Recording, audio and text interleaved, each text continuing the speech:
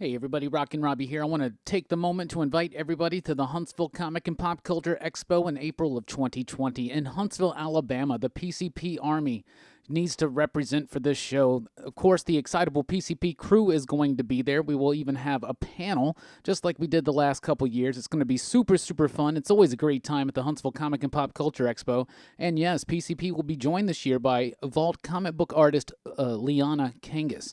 Also, yes, Brooks will be there. The stream will be starting soon.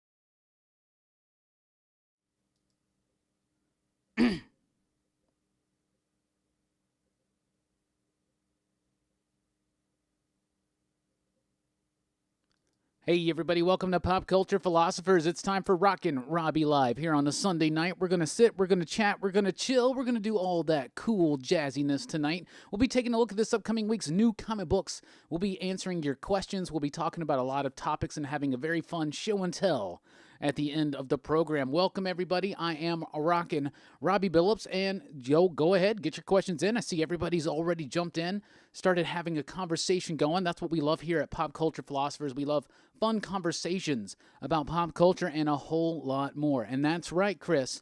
The Teen Dog Shades are on tonight. That means no holds barred. So welcome everybody. Jump in here, hit that thumbs up button. Join us over at Facebook, Patreon, Twitter, all that jazz. It's right there on the screen. Welcome. So let's get it going. Everybody's here is talking. I see some people talking about how much they liked Canto. Canto was extraordinary. I thought it was an amazing book. Really nailed that ending. Completely stuck that landing, one would say. I thought it was amazing. Tin Man wants to give a shout out to the Patriots. Of course, yeah, let's go ahead. You know, the elephant in the room, the Patriots beat the Cowboys. It sucked. I could say some things about the tripping call, but I'm not an expert. Anyway. You know, we didn't lose as bad to the Patriots as I thought it was going to happen. How's everybody else's teams doing today? Daniel, you are not late at all. You're just on time.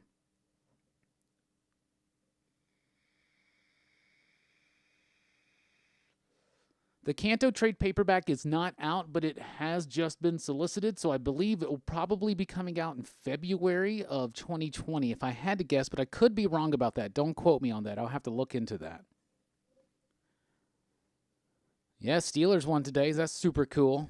What's up, Brian? How you doing? Daniel, 10 Man, Don King, 18, Comic Corpse, Carlos, CMA Thunder. Garth Brooks song, of course, runs up in my head. What's up, Herbzilla? What's up, Dodora73? What's up, S Squared? What's up, Marco? How's everybody doing? So start getting your, what's up, Eddie? How you doing?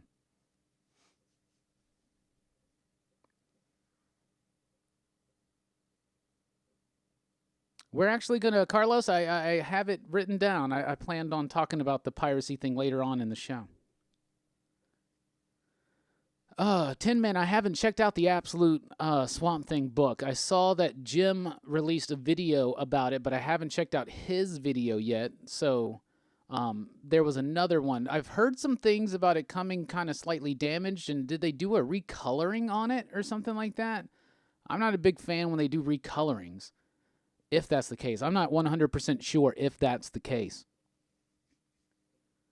But I love the Alan Moore run of Swamp Thing. I think it's one of the best horror comics ever. I think it's fantastic. What's up, Bake the Snake? What's up, C3? How's everybody doing? So they did recolor it? Yeah, I'm not a fan of that kind of stuff. Like when they recolored The Killing Joke, I do not like that. I like the original gaudy coloring on the original Killing Joke. We talk a lot about that on the Comics Revisited episode on comics of Killing Joke that we did.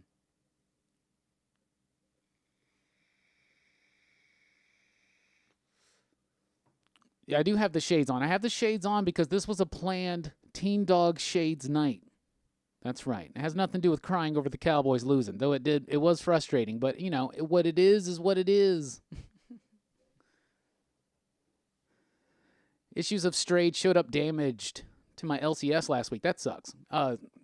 Strayed is printed on, it seems like it's printed on some really thin paper. So even mine, especially in the Alabama humidity, they kind of crinkle up a little bit. Alan Moore's Swamp Thing is totally shades on. That's such a great book, and it's really textured. The artwork, I mean, it's textured not just in the artwork, but in the story as well. There's a lot of depth. There's a lot of layers to that.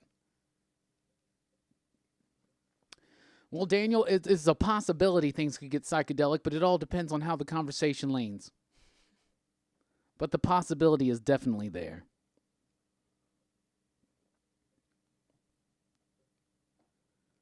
I'm glad that the Eagles lost tonight, so that's cool. So even though the Cowboys lost, what? We're 6-5 or something like that right now. So but we still in the lead. I mean, luckily we're in the NFC East. Oh yeah, I've totally watched The Toys That Made Us. I've watched all of the first 2 seasons, though I could only get halfway through the Hello Kitty episode. I barely know anything about Hello Kitty. But for instance, I know a lot of dudes that are skipping the Girl Toys episodes, but man, the Barbie one was super fascinating when I watched that when the season 1 debuted. But the Hello Kitty one didn't do much for me. I'm looking forward to the My Little Pony one, I guess, and the wrestling one for sure. But I have watched the Power Rangers one. Of course, I watched that first thing. I feel really bad. I feel like I should have been interviewed for that. I should have put myself out there for that. But there are people that have way better collections than I do and know way more about that stuff than I do. But anyway, the Turtles one I watched last night, and that one was probably, in my opinion, the best episode that this series has done, because that book, of course, that episode, of course, it reveals, it's all that nostalgic stuff about the Turtles, and you get to relive that stuff from back in the day. I mean, I was a kid when that happened. I was 2nd, 3rd grade. I was all about the Turtles, right? And so it's cool to see that, but really the whole story, the narrative in the documentary is more than just about the toys. It's about the relationship between Peter Laird and Kevin Eastman. And it's actually tragic, and it's sad, and it has a very hopeful ending. And I found it to be a really remarkable episode of Toys That Made Us, because it really went beyond just what the toys were and what the toys were about, and kind of into the relationships of the people that created that property. But if you've never checked out The Toys That Made Us, it's a Netflix documentary series. They've covered He-Man, Transformers, now Power Rangers, wrestling, TMNT, My Little Pony, Barbie. It just goes on and on and on. Lego, the Lego episode was fascinating. Fantastic stuff. You know me, I'm a big toy guy. We got some toys we're showing off later, by the way. Yeah, I knew they had split up Bake the Snake, but I didn't know all those nuances about why exactly it happened. But even just more than just the knowledge of what happened, the emotional knowledge of what happened, right? Like how this friendship blossomed and then broke, and what it broke over, and the regret that's totally felt and totally heard. Every time Kevin and Peter talk, you can feel it. You can feel it. And I thought it was really cool at the end. No spoilers. But at the end, I thought that was a nice touch. Yeah, I hear really good things about the My Little Pony one, for sure. I do want to remind everybody about the Super Chat, so feel free to help tip in, help us get that new camera, which we're dubbing the Reggie, and of course, bringing Liana Kangas over to the Huntsville Comic and Pop Culture Expo in 2020. I believe it's April 18th and 19th, so be sure to join us here in Huntsville, Alabama.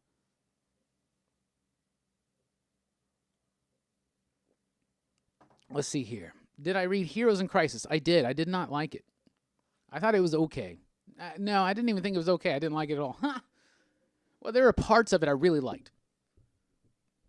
So, there are moments. Mostly, it's the confessional moments, right? This kind of reads like a episode of Real World or some reality TV stuff, right? So all the confessional moments I thought were very well done.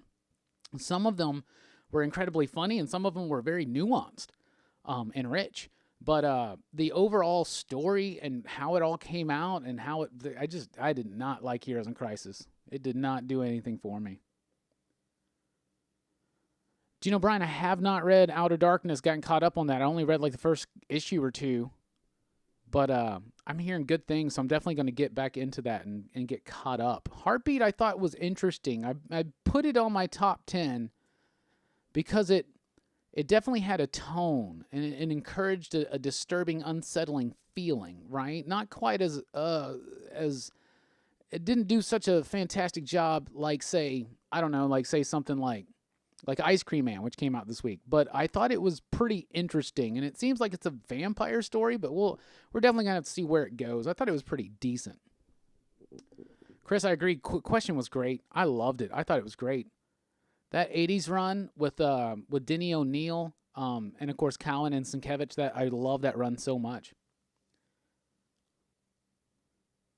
Yeah, Olympia and Question were great. Question had that old school, rough, gritty 80s comic book art, and Olympia had just really fun Kirby flashback type stuff, and then very realistic, dark, grounded artwork. It was a nice dichotomy there. Hey, CMA Thunder, thank you so much for the super chat there. We really do appreciate it here. Thank you for helping us reach our goals, like new equipment, and of course the Huntsville Comic and Pop Culture Expo 2020, which is going to be huge. Kane's going to be there. Scott Hall's going to be there. Jason David Frank. Chris Claremont. Man, it's so much. Oh, thank you so much, CMA Thunder. Again, there you go. I was curious as to what your comment meant. I was like, I don't know what 5.00 means in his comment. But thank you so much. We appreciate it. You're a treasure. Yeah, He-Man and Transformers. The Transformers episode, as far as the history goes, was very enlightening to me. There was a lot about that I did not know, and I thought it was fascinating.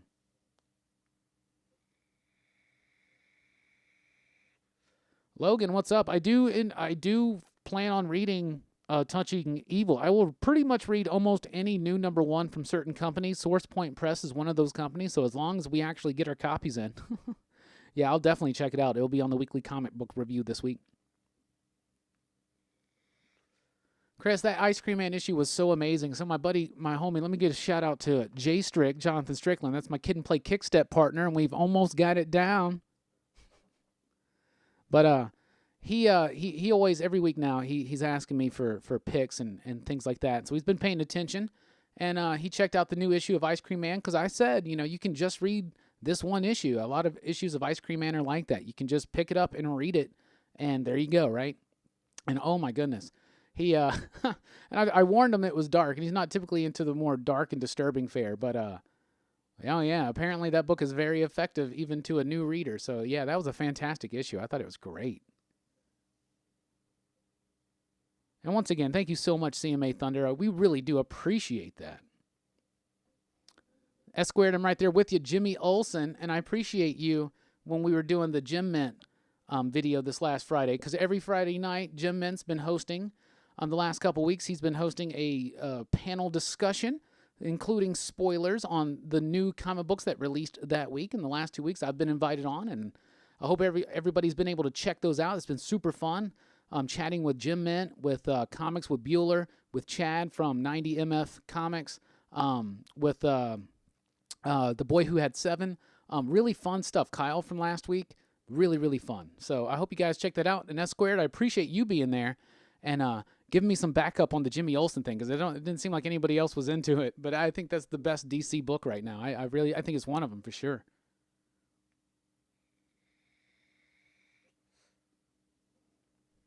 Yeah, CMA Thunder, I did pick up the local comic book day edition of Philadelphia, and of course I left it at the shop yesterday, so I haven't gotten a chance to check it out. Did anybody pick up anything from local comic book day? That was yesterday. That was Saturday.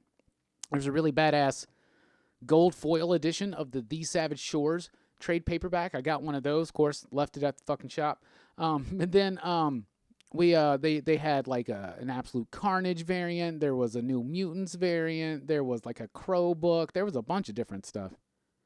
There's the new Walking Dead book. I picked up the Walking Dead. I picked up the Carnage cover, and I picked up the Philadelphia, and I picked up Over the Ropes, because Over the Ropes is a new comic book coming out in December from Mad Cave Studios. My homie Jay Sandlin's the writer on that. We had him on the show actually not too long ago, so check out that video if you missed it. But it's a really fun comic book set in the world of 90s wrestling. But they had an early release for local comic shop day. Let's see. I've fallen behind in the comments. Yeah, this didn't happen as much back in the day. It's starting to happen more. That means more people are jumping in. We really do appreciate that. So I don't know how many people are in here right now. I'm sure I can find that out, but I got the shades on, right? So we're not doing that. Anyway, please do hit that thumbs up button. We want to try to get as many thumbs up as people are in the chat talking. Looking forward to Hellblazer in Philadelphia. Yeah, because that's what we were talking about. Because, yeah, you mentioned Philadelphia. Yeah, I'm looking forward to it. I hope, I guess tomorrow I'll grab it and I'll read it tomorrow and get an early jump on it. So that way if I take home 42 comics this week, at least it'll only be 41, right? Though I have already read The Plot number 3 and Maul number 4. I was planning on doing an advanced review. I have not had time to do that yet. I may have time to do that tomorrow night and then set that up for Tuesday morning. But if I don't, in case I don't, for everybody here right now, yeah, The Plot and Maul continue to be badass. Yeah, Ryan, the shades are on tonight. We can get a little deep.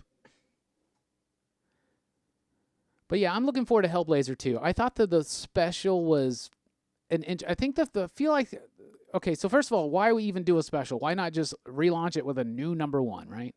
Well, I think the reason why is for continuity buffs, right? For people that want to know, well, is this a new Hellblazer iteration? Is this connected to the old school Vertigo series? Like, what's going on, right? And the idea that I'm getting from is that since it's tied into the Sandman universe, it's tied into that old school Vertigo timeline.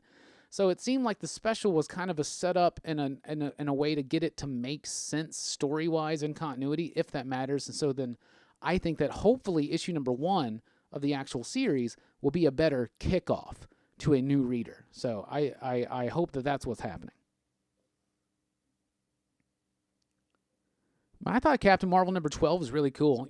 I am a big Kelly Thompson fan, and her scripts are very verbose at times, and that's one thing that But I feel like a lot of the writers that have been very verbose over the last few years at Marvel, in particular, I'm thinking of people like Kelly Thompson, like Saladin Ahmed, like Jeremy Whitley. I feel like their books are becoming less so, and I don't know if that's an editorial shift. Back in the day, the old school way is to make your comic wordy as hell. You know what I'm saying? They were like everything. If it's not important action scene on the panel, we need words because we got to justify people buying it. So it's so weird now because you have a lot of people saying comic books are getting too expensive, and I mean I would agree with that, right? But like back in the day, one of the things that justified buying a comic book was the fact that they had a lot of words. So like it was a book to read as well. But nowadays, we've really gone away from that. As comic books became more decompressed in the early 2000s, think about the influence of people like Mark Miller, Brian Michael Bendis, right? So now we're kind of more accustomed to like this big, sprawling, spread out, less verbose kind of thing, like a nice, fun, fluid tale, right? And so it's interesting to me because the comic prices have gotten high, but we also do complain when a book is too verbose. And I get that because I do think that comic books have changed, and I think they've changed for the better. When you go back and you read some of that old school stuff, sometimes it can feel a little static, a little stagnant even, you know what I'm saying? It can be a chore to get through some of them. We were recently doing me and Jelani were filming the Comics Revisited like a couple weeks ago for Squadron Supreme, which won the Season 2 audience poll, by the way. And by the way, I was hard at work today on Comics Revisited editing, so hopefully we'll get it going pretty soon. I am anticipating Comics Revisited Season 2 to resume releasing in January and continue on for 9 weeks straight to wrap it up. So anyway, what was I talking about? Yeah, Squadron Supreme, when I was reading it, it was almost a chore to get through because they rehash so much stuff, and that's one of the things they did. It was like unnecessary dialogue. But anyway, I forgot how we even got here. Oh, but I'm noticing and I'm seeing that Marvel seems to be making a conscious effort, at least editorially, to make the comic books a little less verbose, a little bit more fluid. And certain writers especially, you're starting to see it here and there. And I think Captain Marvel number 12 by Kelly Thompson was one of those. Of course, it was just a big, giant action fight. You know what I'm saying? Her Deadpool release, and that was not a brisky book whatsoever. But I like Captain Marvel number 12. I think it was cool. I have a theory about it. Don't really want to get too much spoilers. So, as in regards to what happened, someone just gave us a super chat. Thank you so much. It's looks like it's something European. Was that S squared? Yes, it was S squared. I'll read your top 5 here in just a second, buddy. But let me wrap this thought up. I thought it was really cool, but concerning the events in Captain Marvel number 12, me personally, I think that's an alternate reality.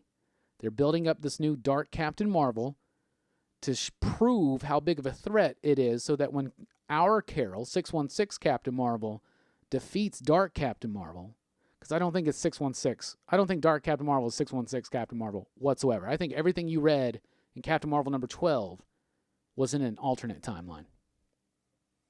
That's my theory. We'll see. We'll see what happens. If not, that's a bold-ass move, is it not? S Squared wants to throw out his top 5 of the week, and I really do appreciate the super chat. Help and support the channel and help us hit our goals. He says, Olympia number 1, Once and Future 4, Ice Cream Man 16, The Question, The Death of Vic Sage. Number 1, Jimmy Olsen number 5, and a bonus, Something is Killing the Children. Number 3, a fantastic book as well. Yeah, that's an excellent, every single one of those books, except for Jimmy Olsen, made my top 10. Jimmy Olsen was like my shout out. You know what I'm saying? That was my number 11. That was the one right on the edge there. So as I'm getting back through the comments here, go ahead and let us know what your pick of the week was last week. Mine was Olympia. I loved that book. I saw some people earlier on talking about, thank you for the recommendation. Loved it. Yeah, we loved it. When we did the little chat this last Friday, Bueller and I both loved that book. We thought it was really cool. So Bueller from Comics with Bueller, if you never checked out his channel, definitely do so. Cool cat.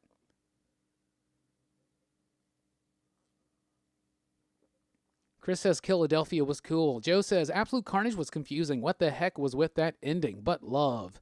Captain Marvel. Captain Marvel's nuts. Captain Marvel was nuts. I liked the ending of Absolute Carnage. I thought it was cool. It was a no-win situation for Venom. It really, really was. Whether he won or lost, Null was gone. Yeah, there you go. And I liked it. That was just me.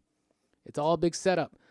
I think the confusing thing about Absolute Carnage is not the event. Absolute Carnage is a step to the ultimate event that's going to be spinning out of Venom, involving Null and all that stuff. So I think Marvel kind of jumped the gun with all the tie-ins and making it seem like it was going to be a big event. Yeah, Herbzilla, a lot of people won't participate in local comic shop day because the things get allocated. You still have to buy them. They don't really market it so well. So there's a lot of reasons to it. In particular, this year we got involved because I wanted that damn vault trade. Oh, that sucks, Comic Corps. I don't know if my shop will still even have any. I think we were out of Philadelphia when I left yesterday. Oh man, yeah, it'd be nice. I want Vault. I guarantee you, Vault's going to do some nice hardcovers one day. I can't wait to have some nice Wasted Space hardcovers, for instance. You know, I tweeted one time and I was like, I would love to have a giant deluxe, super clean hardcover of all of White Noise Phase 1, meaning like Friendo, Dead Roots, or Deep Roots, not Dead Roots, Deep Roots, Fearscape, and These Savage Shores, like that all together. Of course, they're all the White Noise studio writers. That would be amazing, something like that. And, it got shared a lot. So Vault knows that we want hardcovers, nice deluxe edition hardcovers. One God Tank says, picked up the Absolute Carnage cover. Yeah, super cool. Yeah, I haven't read the Brian K. Vaughan Walking Dead story yet, but my homie did let me know what it was about, and that's very interesting. So, like, seriously, if you're a Walking Dead fan, this is worth getting and checking out. Logan, did you get a Disney Plus yet? Mandalorian's a very entertaining series. Oh, yeah. I was down there like 10 million other people on day one. Excuse me. I'm loving The Mandalorian. I watched episode 3 last night after our podcast, and I love it. I think it's amazing. Baby Yoda, to me, is the greatest thing coming out of 2019. I'm not trying to be too, basic, but yeah, man, I mean, everybody's not wrong on that. Baby Yoda is the shit, and Mandalorian is the shit. It's a great show. I'm loving it. Spaghetti Western, Lone Wolf and Cub. Man, it's beautiful. I loved it. CMA Thunder, really looking forward to the plot number 3. Got it on your recommendation. So I'm assuming that you're enjoying it then if you're anticipating issue number 3. Issue number 3, when Michael sent it to me, Michael Morisi, one of the writers, along with Tim Daniel, Michael said that he thought it was the best issue yet, and I can confirm that I believe he's right. That it's fantastic. I also think it's the best issue of Maul yet, too. Michael also writes that, co-writes that. Ryan says, Mandalorian has been badass. I agree. CMA Thunder, Something is Killing the Children has been amazing. Man, I'm way behind on comments. I'm going to have to breeze through some of these. But don't forget, if you want to highlight your comment and support the channel, you can do so with the Super Chat. And now we got the Super Chat stickers. I've seen a few of them, mostly the pair ones. I haven't, in fact, only pair ones. I haven't seen one without a pair. CMA Thunder, Something is Killing the Children has been incredible. I agree. Yeah, I agree. That's a fantastic book. Once and Future 4, Something's Killing the Children 3, all good stories. Yeah, 2 books that are really making the case for Boom Studios as Publisher of the Year. Though, you got Vault. I might have to do a co-winner. You know what I'm saying? It might be a tie. William, what's up? Yo, enjoyed Folklords, Marked, and Death or Glory. Thanks for reviewing them. No problem. Death or Glory I need to get caught up on. I have a question. Will we see the options on Flash 750 Decades covered before preview orders are required? Pretty much, probably. We know they're doing the Decades things, but we haven't seen them yet. They typically do get revealed right or around FOC.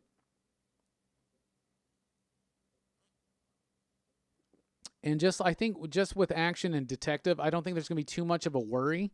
I think they're going to be overprinting some of them. I mean, they won't last for too long. But definitely check it out.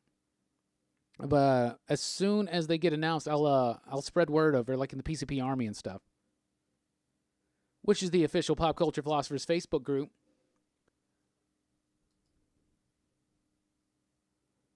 Let's see here. Watched your Mandalorian Episode 1 review, and I don't know why, but I was laughing my ass off when you kept telling that dude to your left, Frank, for the love of God, get in the frame. Yeah. That was Brooks. Yeah. So sometimes if you notice in the videos where it's the 3-piece, right, it's me, Jelani, and Brooks, and you'll notice that it doesn't look like we're quite centered. And you know, I'm not trying to point the finger or nothing, but I don't know. Brooks has got this thing about wanting to like do his own thing and just kind of veer off, and it makes it look weird, but yeah. I remember thinking, I was like, you know what? I'm just going to break the fourth wall and just be like, dude, you need to get in frame. What are you doing? Can you not pay attention? Like we have a monitor in front of us, but that's the kind of dude that Brooks is. Like me and Jelani, we're paying attention to the monitor where we're at. Brooks is just like, watch these videos with Brooks and notice how often in the video he's literally just like zoned out, staring, thinking of something else. Like it happens all the time. But Brooks is our character. We love him. He's one of my oldest friends. I love that dude. What's up, Bawana Beast? How are you doing? CMA Thunder, UPS lost the local comic shops Once and Future, so looking forward to reading that. Yeah, it's a fantastic issue. It's great. Oh, man, are we still on the...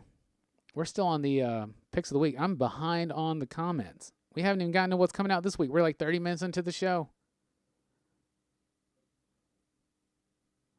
I'm going to have to skip some of these. Hey, it's Comics with Bueller. What's up, buddy? Robbie knows his stuff. Awesome hanging out with you, my friend. Well, it's awesome hanging out with you. I really enjoyed both of these live streams that we've done with Jim and others. It's been fun. Bueller, you're a cool dude. I like your channel. And I've been watching your, I watched your video. Bueller releases a video every Wednesday of all the comics coming out the next week. So that's really, really helpful and a very great, great service you provide to the community. Bueller, thank you so much for being here and shouting out. One God Tank, my favorite book was Marauders 2. I loved Marauders 2. Well, fans of the question from Justice League Unlimited like the Black Label book of Vic Sage? Man, I think you will. I don't have the benefit of reading this book not having read that original Denny O'Neil run, right? So I already have this idea in my head of what the question should be. So seeing the question in other things, this to me is a return to the question that I grew up with, right? So I don't know what it's like reading it as someone who doesn't know that, but I think it will still be pleasing. I mean, the question's a really cool character. He's the character Rorschach's based on, and this book really leans into the Rorschach connection, I'll tell you that. He even, like, herms a lot. S Squared, I read Folklores this week, really surprised in a very good way. Heck yeah, it's good stuff. Everybody's giving Bueller some love. Like I said earlier, if you've never checked out Comics with Bueller, definitely check it out. He's a great resource for comic book collectors and fans. And Bueller, you know your shit as well. Don't act like you don't. Don't be humble. Chris wants to give us his top 5 from last week. Ice Cream Man, Question, Olympia, Farmhand, Heart Attack. Those are all fantastic books. I loved Farmhand coming back. I love that book so much. I met Rob Guillory at Heroes Con this last year. Super cool dude. I didn't realize he was going to be there. So I bought a copy of the trade from him to get him to sign it. S Squared, if you got a question, throw it in there, and if Bueller's still in here, maybe he'll answer it. I can't force him to, though. Yeah, the White Noise Vault hardcover would rule. Oh, my God. That would be amazing. Yeah, and you know Phase 2 is coming. There's some good stuff. Farmhand, Teen Titans. You know, I've been hearing a lot of rumbling about Teen Titans. People really liking Teen Titans. What's up, Declan? How are you doing? Oh, Nelson popped in for a second. Just stopping in to say, what's up? My pick of the week was either Once and Future or Marauders. Anyway, good night, guys. Got to go read Realm of Kings Omnibus. Now I can only read once my daughter's asleep. Yeah. Brian, member of the Excitable PCP crew, is going through that right now as well. By the way, great show with Jim Mint. Loving that. Hopefully you're picking up more subscribers because of all of it. Oh, thank you so much, Nelson. I saw a slight uptick in subscribers, but it just seems like overall, like more people are starting to get into the channel. I'm starting to hear more about it from people. More people locally. This is something that's interesting that's happened in the last couple weeks. I don't know if this is connected to being on those shows with Jim Mint and Bueller, but people at my own shop are now pulling me aside and telling me, hey, I've been watching your videos and didn't even realize it was you, and thank you so much. And I'm just like, what, you didn't realize it was me? What am I, Lon fucking Chaney? I'm sure a lot of people just listen to him. Reggie is in the house. The Reggie is here, everybody. I want everybody to take a moment and really appreciate this cat, Reggie, one of our Patreon supporters, along with David, Alex, Adem, Nelson, Brian, Dean, Jason, Brian, Robert, Javi, Peter, and Dunlaney. So I got to give a shout out to them. But this cat always throws in to the hat. We really do appreciate it. That's why we're naming our new camera when we finally get it, the Reggie, in honor. But I've been noticing a slight uptick in subscribers. A slight one. I think we already have a lot of crossover fans. I think that's the big thing. And that's what's cool, is seeing so many people that watch all of us, like me, Bueller, Jim, and the rest. It's really cool to be a part of this community. It's really, really fun and positive. Let's see. What's up with all the Dawn of X books next week? My wallet is crying. Yeah, Marvel wants your money. That's why they're doing it. I mean, they're going to get it, though, because it's good stuff. Hulk has gone from fun and different book with classic horror art to the greatest modern power fantasy ever with the last 2 issues. So says aggressively relaxing. Immortal Hulk has been a pretty solid book. Big changes coming up from that book I've been hearing. Not big changes. Nothing involving the story or creative team. But maybe a name change. Did y'all hear about that? The rumors? Living Hulk? Because now it seems like Banner has kind of made a deal, a pact, if you will, with the Hulk, and that's even scarier. Logan says, Baby Yoda is so cute. Favreau did a great job on the show. Episode 3 blew my mind because it's so good. It's a great one. Comic Corps, Once and Future 4 was awesome. Yep. Reggie jumping in saying, Bueller is the man. I keep thinking about Mando stopping into dirty trading posts and demanding diapers and wipes. Yeah. He's got a lot to learn now, doesn't he? Joe Slag, I had a lot of fun with Punisher Kill Crew. That was a blast. Yeah, it was a really fun one. Comic Corpse, pick of the week was Von Freeze 100%. I liked the artwork in that. I liked the interesting, extended, different tale about the origin of Mr. Freeze. What's up, Herminio? How are you doing? Look at everybody giving Bueller some love. Tony says Heartbeat was awesome. Joe says, love the Hulk. It keeps getting better and scarier. Joe also says, Iron Man this week was cool. He went back to really old armor to take on Ultron before 2020. I'm so far behind on that.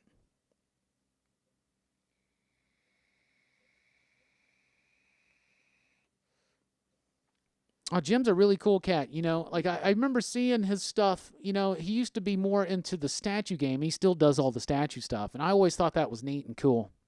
But then all the omnibus stuff, his collection is amazing. It's really impressive. I think it's amazing. And the first time we jumped into the live chat together, I just had to be like, dude, like, okay, so Jim has been inspiring me. Like, I have been spending major time researching and looking into these arcade cabinets that he has. And I keep mentioning it to Alicia, and I'm like, you know, I mean, maybe just one or two or three. Last night, the gang was over. We were doing a podcast, and I was just, like, trying to convince John to, like, do an arcade. He's like, no, I'm doing something where I'm setting it all up. So we have all these different games on one station. It's like, nah, man, you need, like, a whole arcade down there with lights and everything. Man, I want an arcade so bad. I do not have room for it whatsoever. But I would love to have one of those cabinets, man, just one. Well, which one do you get? You know what I'm saying?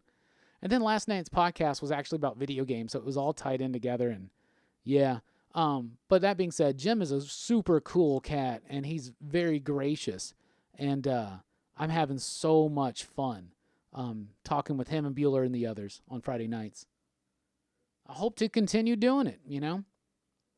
The idea is it's going to be like probably a rotating panel of guests, so I'm sure I won't be on every single Friday. Some Fridays I will be busy. We'll see what happens, though. So far, I've been on both of them, and I've had a blast.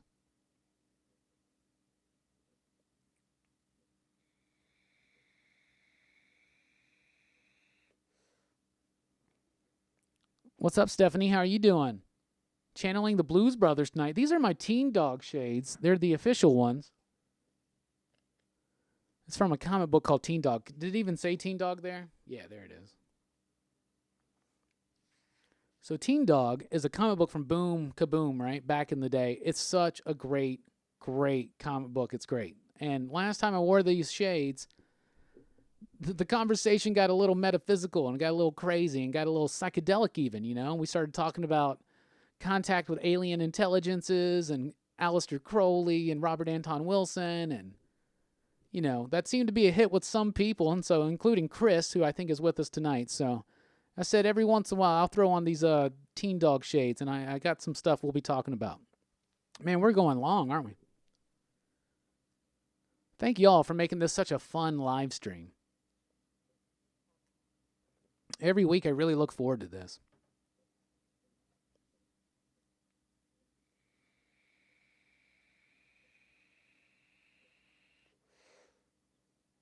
All right, let's go on. Yeah, I need to get caught up on this Iron Man run. I really liked it at first, but then it was just the problem with reading so many comics is sometimes you're just like, I just got to drop some things. Shades talk. How old are you, Robbie? Those first came out when I was in high school during the 80s. What book are we talking about? Are we talking about The Question right now? Because we're talking about that. I read The Question when I was a teenager in the 90s. I had a comic shop owner named Mike Keeney who hooked me up with bound editions of his issues from that Question series. And I actually still have a bunch of them. And I still have I have some of the individual issues. I have the first 20 issues plus the first annual. So actually I need to go ahead and finish that up. I think there's like 37 issues total and 2 annuals, I think. As far as my age, I was born in 1981, and I started reading comics in 1986.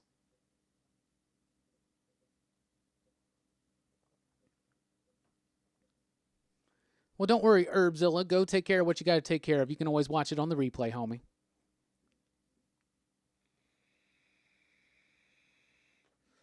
Herminio says, I look forward to the All-Star team on Fridays now. That's right. One of my favorite things that's happened, period, this year so far has been Reggie's comment on the first video where he goes, oh shit, they just formed Voltron or some shit like that. That was great. I still point out that moment in the video. I'm like, look at what Reggie said. We're Voltron. And then everybody's like, oh, so you're one of the legs? I'm like, I'm cool with that.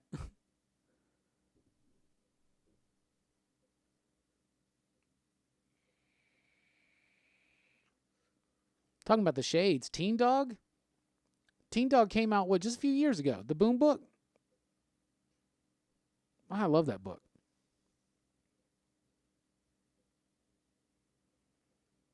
What were the first non-Marvel DC comics you got into? The first non-Marvel DC comic book I ever got into was Next Men by John Byrne. I was a huge fan of John Byrne's Superman run and his Fantastic Four. So I grew up, the first comic book I ever just completely fell in love with was Fantastic Four. So, oh, that style of sunglasses. Oh, yeah. I had some of these when I was younger, though. This would even be what everybody used to wear. But I had orange ones. What was I talking about? Oh, yeah, Next Men by John Byrne. I was a huge John Byrne fan. When I started reading comics, he was doing Superman, and I was getting into the Fantastic Four, and I would read my stepdad's older issues, and some of those were Byrne issues. And that was the first time I was not only was I reading comics, I was recognizing that this is one dude who's doing these books I really, really like. And so when Next Men rolled around, I was way too young to read Next Men. But when it was coming out in the early 90s, I started reading it. That was the first time I got into independent comics. And then Next Men led me into Hellboy, which led me into Madman, which led me into Sin City. Then Oni Press was coming out. The Kevin Smith stuff was going on, so that led me into there to see some of the stuff like Whiteout and Barry Ween, the Judd Winnick comic book. And then Jinx World was going on, Caliber Press. That same cat I was talking about, Mike, who gave me the issues of The Question back in the 90s, he was the first one to get me into books like Jinx and AKA Goldfish. So I've been a Bendis cat since Bendis was doing self-published work pretty much, not self-published, but, through Caliber Press. So I had those early issues. I had his early email address. We used to talk back and forth here and there, and I was part of the Jinx World forums when the internet was still kind of young, I guess. So yeah, that was kind of my indie comics journey, and then it just flourishes from that. And I think the indie scene right now is stronger than it's ever been.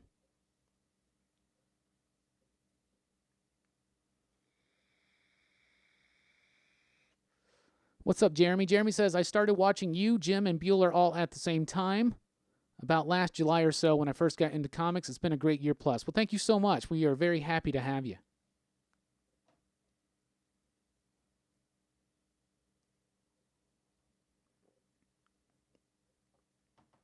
Just read the first John Byrne omnibus. For what, Fantastic Four? That's fantastic stuff. Huh, no pun intended. The X-Men arcade game might be the best, although also one of the largest cabinets to have. Yeah. And, so the Turtles one is really cool, too. And, Jim has the Turtles one that Arcade 1-Up did or whatever. But when I was talking to Holshoe about it last night, Hammer Time Holshoe, he's the co-host with me on the podcast. By the way, if y'all have never actually listened to our podcast, I really think you should. It's fantastic. You can catch episodes at popculturephilosophers.com and, of course, on iTunes and other platforms like that. But he was telling me that they're actually more narrow than the typical ones. He said in the fighting games, it's actually, you don't have as much room. So 2 people playing it isn't as comfortable as an actual arcade cabinet. I was like, well, that makes sense, right? But then he was telling me that the Turtles one, and then I started watching videos, and it seems like the Turtles one is really compact. And it seems like it may be hard to get 4 people around that. But man, that's still something cool to have, I think. You know what I'm saying? But I'm really hardcore convincing John to get an arcade at his place so I can go chill there and play. Hey, look, Jim Mint just popped in. What's up, man? We were just talking about you. You have totally inspired me, man. I've been watching so many videos. I've been talking to my lady, trying to convince her. I was like, I think we need to do an arcade. That's awesome. Thanks for popping in. Oh, David Hatch is here. What's up, David? Thank you. Yeah, the shades are on tonight, y'all. That means who knows what's going to happen. I may even teach my super meditation.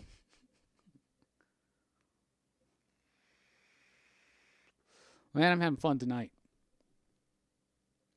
Jim Mint says, find them deals. Some Walmart's selling for $75 for the older ones. That's really cool. Every time I go to Walmart now, I'm looking at them. I'm looking. Even some of the old school ones like Galaga and stuff like that, that'd be really cool. Jim, you got the Turtles one. Can you fit 4 people comfortably around that, or is it a little small for that? I was watching a video that was doing a comparison. I was like, whoa, the size is way different. But I think you can still do it. I don't know. That Turtles game was one of my favorites. It was at the skating rink I used to go to when I was like in 5th and 6th grade.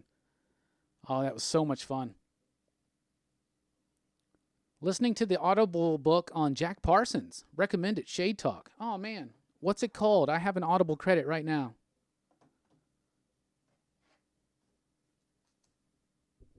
Yeah, man, you can fit 4 people. You can fit 2 people comfortably with the other ones, too. Oh, that's cool. See, my homie's like talking all this shit. He doesn't even have one. The very first time I popped in on that live stream, I could immediately hear the arcade machines in the background, and I was just like, I want to be there so bad. I want to travel through the internet like the atom can. You can see a NYCC video I did on the Arcade 1-Up area. Cool, I'll check that out. Let me write that down.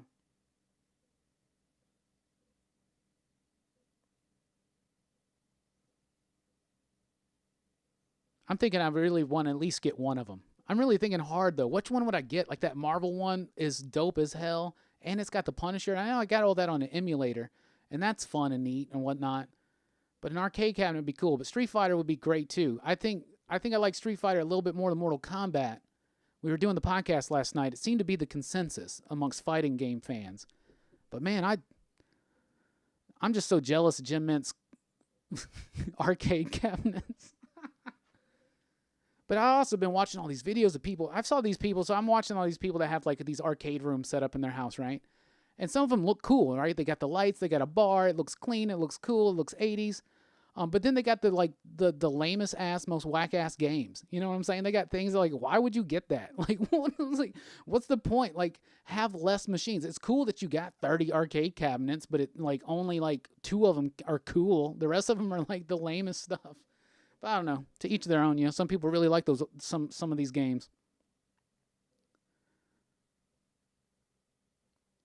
Herminio says, Mr. Jim Mint got me into omnibuses, and I'm broke because of it. Yeah, the cool thing about omnibuses, though, are that they can appreciate in value. The only omnibus I have currently is the Doctor Strange Volume 1.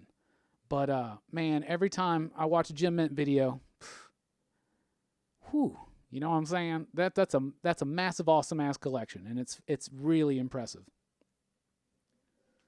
Social Commentary says Batman 82 and 83 were great. Looking forward to 84. Yeah, I think now that the story's starting to hit the definitive end game, it'll pick up a little bit. But his Tom King's Batman run's a little up and down for me. It's just some issues are great, some are not so great.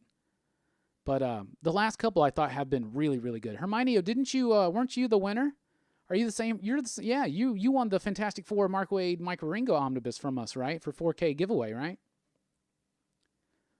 I'm kind of jealous of you. I have to go dig in all my issues if I want to read that shit. Asteroids Arcade. What's really cool is the Arcade 1-Up. They have more than just the one game, you know? Super fun stuff.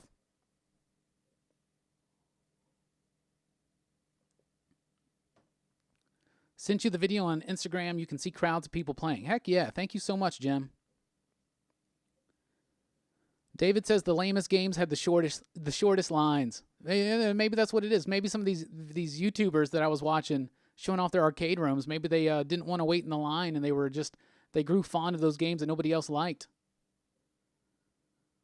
What's your favorite arcade game, everybody? Like, what was your favorite arcade game to play? For me, Mortal Kombat 2, Super Street Fighter 2, New Challengers. Oh, man. The Turtles, the X-Men.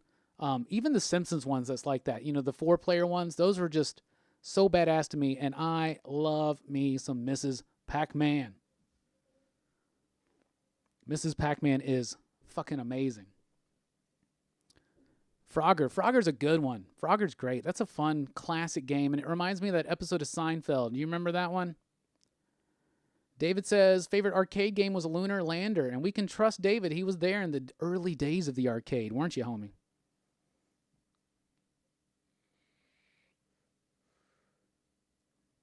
S Squared says, thanks to Jim Mini, he has 30 omnibuses now. Look at you, Jim, changing lives.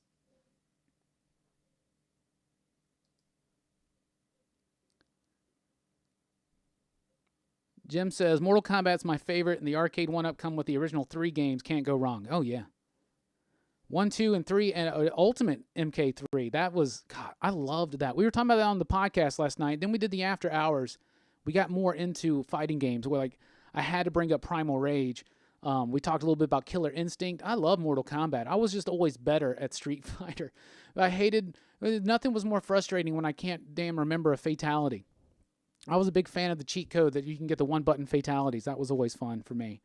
But yeah, Mortal Kombat 2 was one of my favorites, and Reptile was my favorite person to play. But I was better with Sub-Zero, but I prefer to play with Reptile. But Jim says that they do random select, and that's hardcore. That's too hardcore for me. I'll wind up stuck with someone I can't play.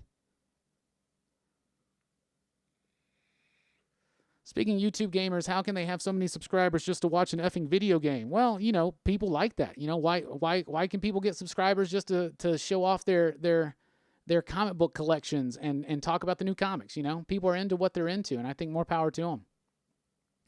Double Dragon. Is anybody a big fan of Final Fight? I was watching one of them. There's a Final Fight arcade cabinet from 1-Up, right? That looked really cool. There was a Circle K gas station near one of our old apartments, and I used to play Final Fight there all the time. Oh, NBA Jam was so badass at the arcade. Oh, my God. People would get fucking hurt playing NBA Jam when I was in middle school. Mr. Doe's Carousel and Food Fight. You know what? Another one I used to play? We used to have this like really cheesy one at one of my old shops that I used to work at. First of all, we had Shinobi. We had a Shinobi arcade, and that was badass. But we had a Root Beer Tapper or whatever. I think that's at Superheroes. It was on an arcade machine they got up there, which is a superhero-themed restaurant here in our area. Root Beer Tapper. I fucking love that game. Like, I would get so hardcore into it. I get competitive, man.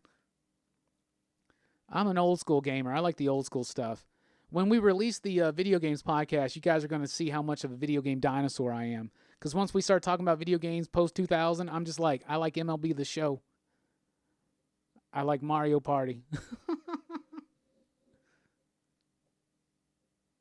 I spent many hours digging into the couch looking for quarters back in the day. Heck yeah. Brian says, used to work at an arcade. My favorite game was this weird mech fighter from Sega called Virtua On. Smash TV, Psychonauts. Heck yeah. Jim meant Love, Killer Instinct, Primal Rage, and Virtua Fighter. Yeah, I forgot about Virtua Fighter. Holy cap. Whack-A-Mole is my game. That's the original OG arcade, right? I love skee-ball personally. And I was watching some of those arcade videos, and some people have skee-ball machines, and they got the... I saw this one dude that's got the hockey game that was like, you know, you could like walk all the way around it. Do you remember that? Like the hockey game, kind of like foosball, but the actual hockey players on it. They're in the dome and it's lit up. They had one of those at the bowling alley near us, like pretty much my whole life, and it was fantastic stuff. Satan's Hollow was addicting. Tempest Missile Commander. Oh, some Missile Commander love. I gave a big shout out to Missile Commander on the podcast last night. Heck yeah. So we are going to start looking at what's coming up in comic shops this week. This has been a great live stream, everybody. Thank you for being here. This upcoming week on Wednesday, November 27th. Let's start with Dark Horse. We're gonna blaze through these. Ether, Disappearance of Violet Bell, number 3. Fight Club 3, number 11.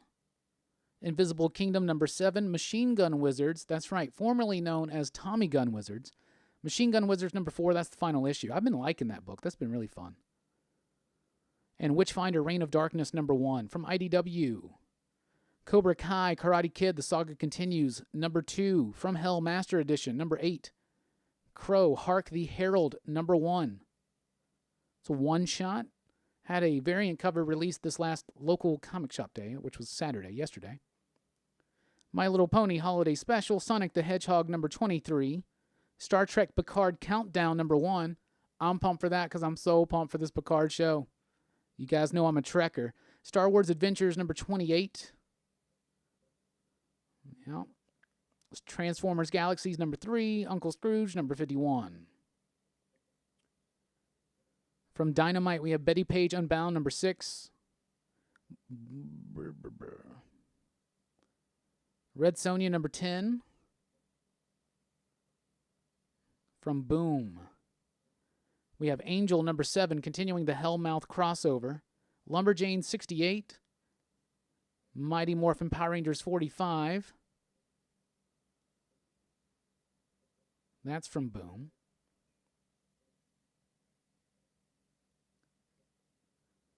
Let's see. S Squared is currently reading the JSA Omnibus. That's the Jeff Johns stuff. That's really good. Great stuff.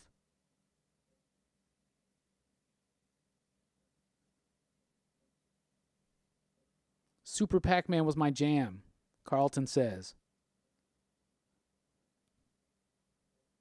Just like David says, hit that thumbs up button, everybody.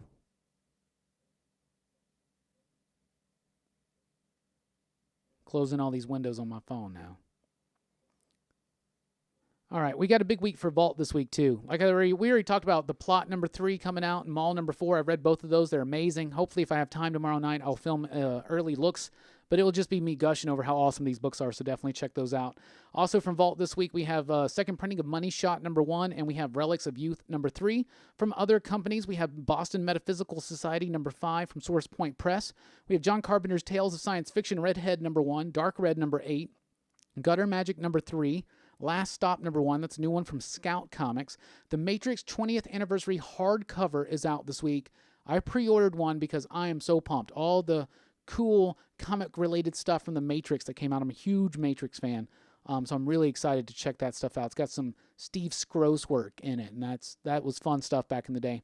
Midnight Sky number 3, Misplaced number 1 is a new one from Source Point Press, as well as Ogres number 1, Rick and Morty number 56, and Rick and Morty vs. D&D 2, Painscape number 3, Second Coming number 5, the penultimate issue, Space Rider returns with Vortex of Darkness number 1, Touching Evil number 1 from Source Point Press, and from Mad Cave Studios, Woven Heart number 2. All right, guys, I got to pee real bad. This is the half point of the show, so we're going to take a quick break. I'm going to leave you with this picture of Brooks, and I'll be right back, and we're going to take a look at what's coming up from Image, Marvel, and DC, the big 3.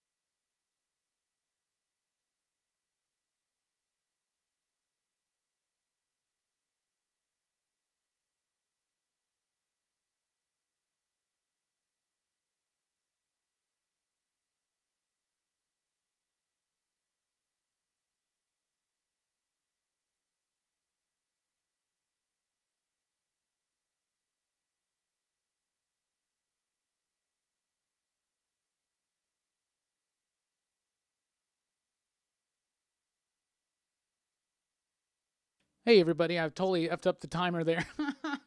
Welcome back. It's the second half of Rockin Robbie Live here tonight on Pop Culture Philosophers. We've been having a really fun, cool conversation, chatting about comic books, movies, pop culture, and a whole lot more. It's been fantastic. We've had people jump in like Jim Mint Collectibles and Comics with Bueller, and of course, the usual misfits and rambunctious cats that make up the PCP Army. We really do appreciate everybody. Don't forget about the Super Chat, and hit us up with some of them Super Chat stickers. I want to see something other than a pair tonight if we possibly can. Don't forget you can support us over at patreon.com/PCP. You can follow me on Twitter at @TheRockinRobbie, and you can officially join the PCP Army on our official Pop Culture Philosophers Facebook page, the PCP Army. We got the Teen Dog Shades on tonight. We're going to get a little deep and metaphysical tonight. But we're going to continue our look at what's coming up in comic books this week. You know, David, I'm sad that Brooks cut his hair as well, but, you know, it's growing back already. C3 says, don't sleep on Relics of the Youth. Relics of Youth, the new Vault comic. I agree. That's a fantastic book.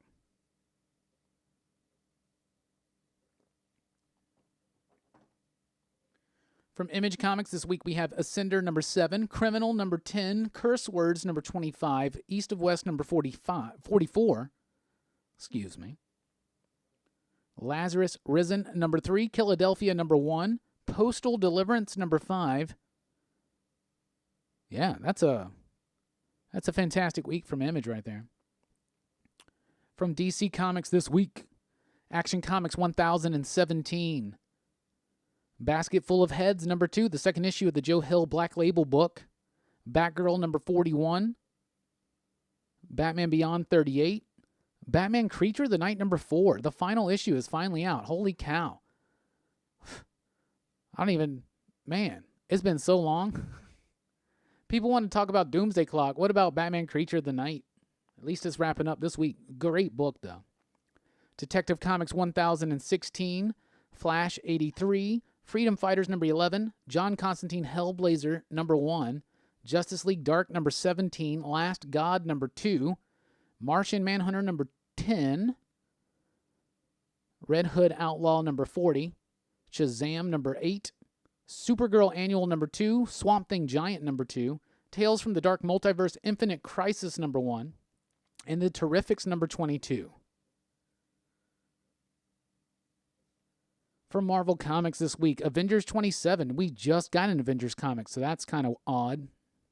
Avengers 27, Black Panther 18, Conan 2099 number 1, Fantastic Four Grand Design number 2, Fallen Angels number 2, Fantastic Four Negative Zone number 1, Ghost Spider number 4, Invisible Woman number 5, Ironheart number 12. That's the final issue for now of a fantastic series that people are sleeping on and they don't need to. New Mutants number 2, Big Dawn of X week. Punisher 2099 number 1, Scream Curse of Carnage number 1 out this week. There's an art germ cover there, so be on the lookout for that.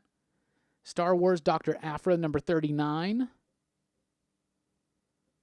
A really nice, timely Greatest Human Torch Stories omnibus. That's really cool. A facsimile edition of X-Men 266. That's the first appearance of Gambit. Valkyrie, Jane Foster number 5. Venom number 20, the epilogue to Absolute Carnage. X-Force number 2. Will they already bring Xavier back?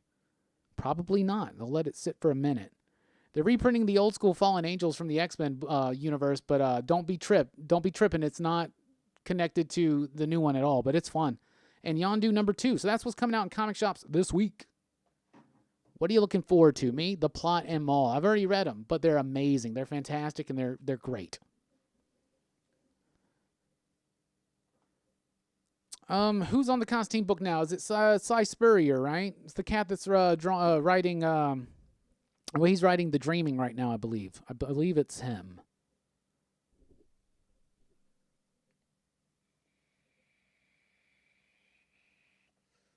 I hate to hear that about John Paul Leon. He's a fantastic artist.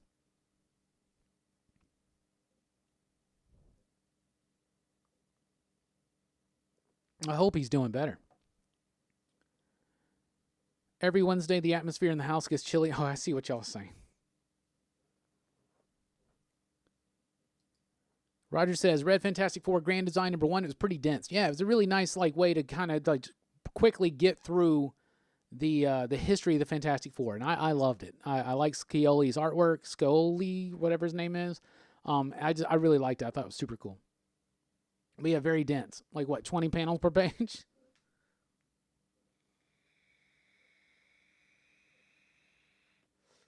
Chris is ready for that new Space Riders, he says.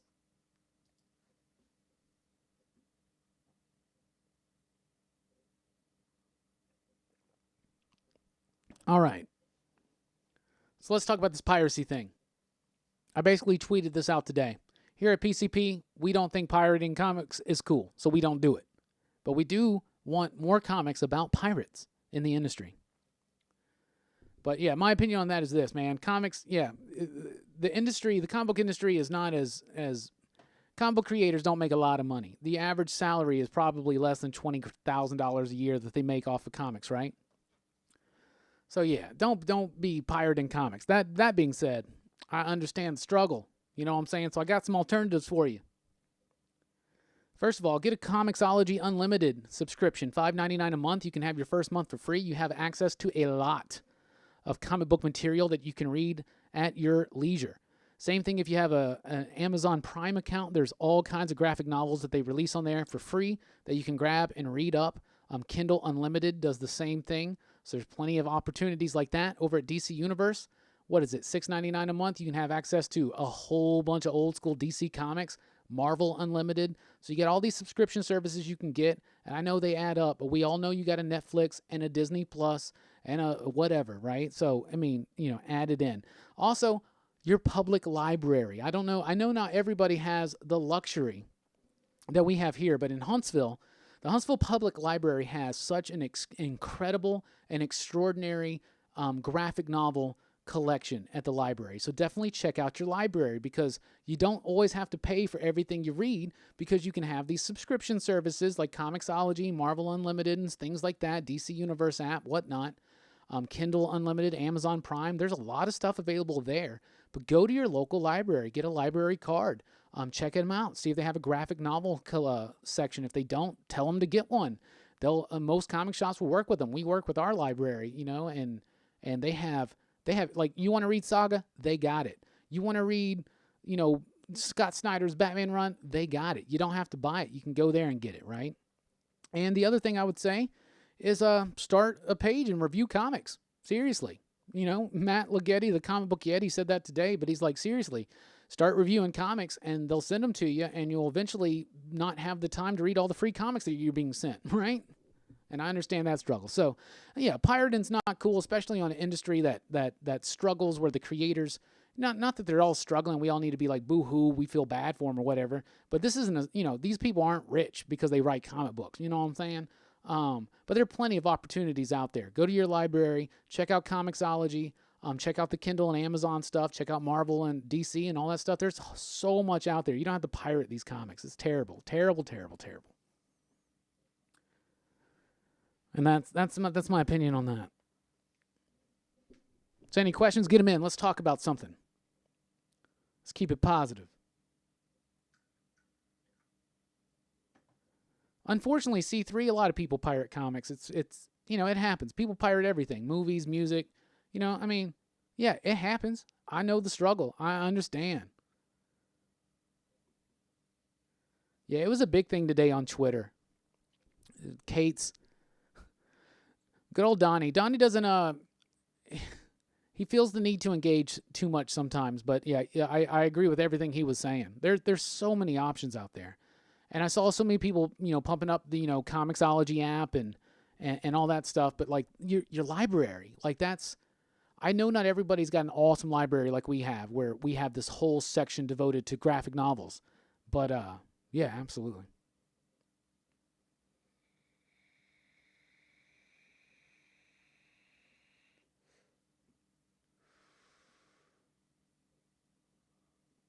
Tony, I've never listened to the Alabama Shakes too much. I listened to them a little bit when they were blowing up, because everybody around here was super proud of them.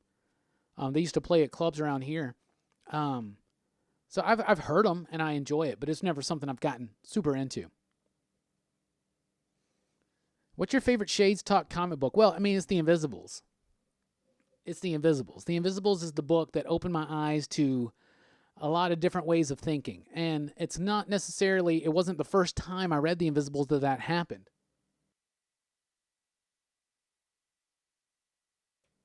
I really didn't appreciate The Invisibles until like the third or fourth time that I read that book. In fact, I appreciate it more and more every time I read it. It's fantastic. It's amazing. It's a difficult book to get into. I would never recommend it to be someone's first book. I wouldn't recommend it to be someone's first Grant Morrison comic. But there's a lot of stuff in there. Basically, The Invisibles is the comic book series that inspired The Matrix, and the idea basically is, okay, imagine, so if you know Robert Anton Wilson's work, it's kind of like the Illuminatus trilogy. Imagine every conspiracy theory thing like that. It's true, right? And so reality is actually being manipulated by this extra dimensional force, these entities, right? And so there's this group of freedom fighters throughout the world. They call themselves the Invisibles. This book follows one sect of the Invisibles, and King Mob is the leader when we first are introduced to the team, and we are being also introduced to the team through the eyes of Jack Frost, which is their newest recruit. And the first couple, like if you get the deluxe editions that are out, the first one you're going to be like, that's like Matrix Part 1. And then they kind of both veer off a little bit from each other. Then they kind of have a similar ending, meaning that the Invisibles ending is a little bit, not really ambiguous, but it's something that it's challenging and you got to put it together.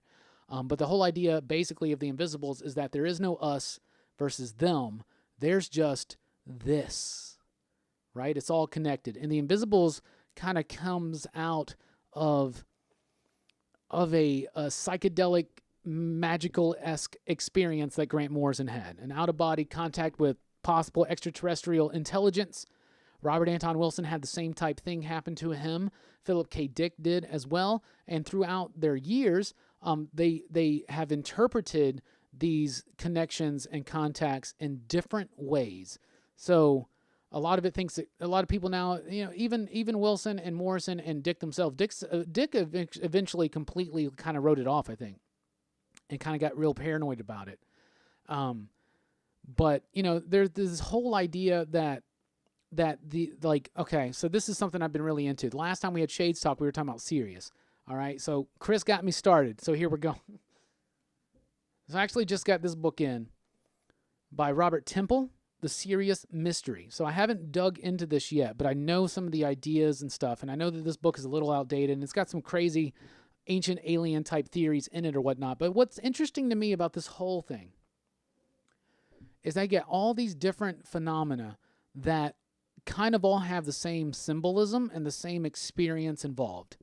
Talking about people like Robert Anton Wilson being contacted by extra-dimensional or extraterrestrial beings, right? And it's always usually telepathic, right?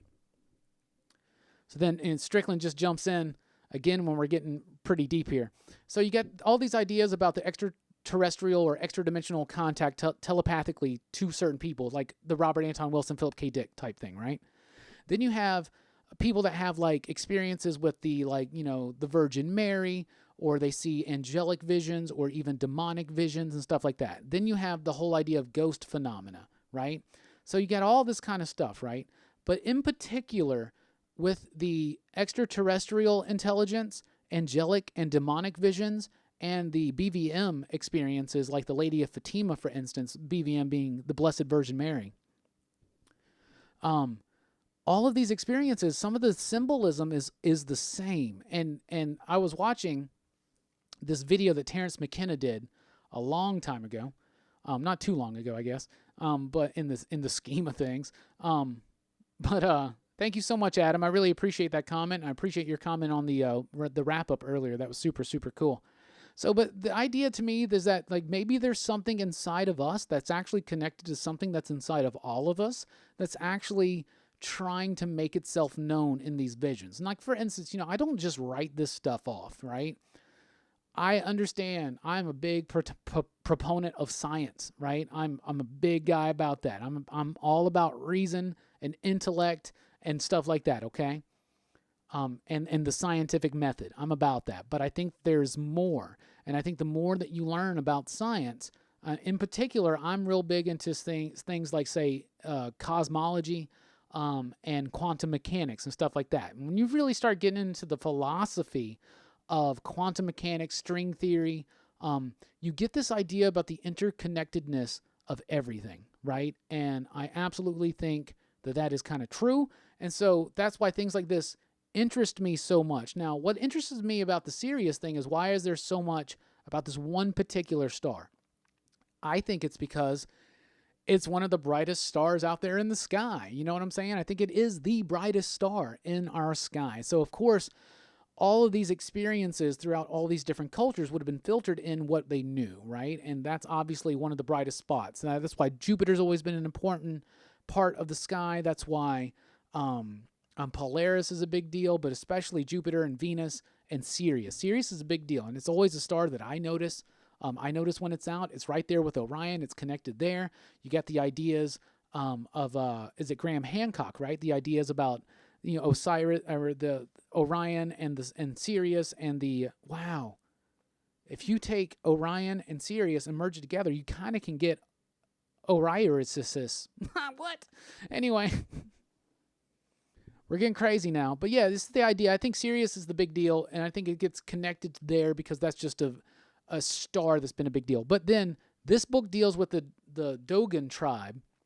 It's a tribe in Africa, one of those really still very primitive hunter-gatherer type things. And they knew information about the Sirius star system before we, with our science, knew that. Now, I am also not someone that thinks just because we can't do or know something today means that they couldn't have done it back then. That's why I like Graham Hancock's ideas that maybe humanity at one point was a little bit more advanced than we let them know. I had a dude straight up legitimately look me in the eye this week and be like, do you think that back in the day we had telepathic powers, telekinetic powers, and we don't know how to use them anymore? And Michael, that's a hard question to answer.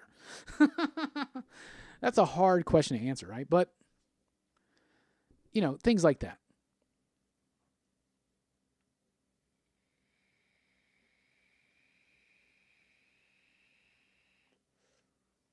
What I was mainly saying there, CMA Thunder, was that at a certain point, science gets so unexplainable that it does delve into philosophy, right? And like some scientists would argue that string theory and metaversal theory, M theory, and stuff like that, that is more of a philosophy than a science because it can't be proved with hard facts right now.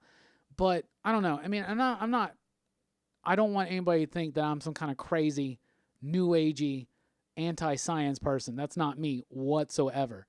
But I just think that we haven't unlocked the science of the mind yet. But yeah, Sirius is a big deal because so many cultures noticed that star in particular, and that's why so many things get attached to it. But my whole thing is that all these experiences with alien abductions, extra-dimensional contact, angelic and demonic visions, and the Blessed Virgin Mary, a lot of this stuff kind of has the same symbols, the same experience involved. And it's also the same experience that's involved in certain things like psychedelics. We're talking about, you know, mushrooms, we're talking about LSD, we're talking about DMT, things I've heard. Now, I've never done DMT, I've never done LSD, so I can't really speak on those. But I've been hearing lots of things, and of course, I've been researching DMT, and it seems like DMT kind of does almost the same type. It can almost bring about the same type of experience, which makes me think that this isn't something external, but it's something internal. And maybe it's internal and connected to everybody if you believe in the, you know, like the Carl Jung idea about like the collected unconsciousness, right? The collective unconscious. You know, maybe it's something that's coming from that. Some people would say it's referring to your higher self. Golden Dawn people would tell you it's the holy guardian angel and whatnot. But maybe it's just, you know, it's you beyond the ego and the id and everything like that. I don't know. It gets crazy, right? There you go.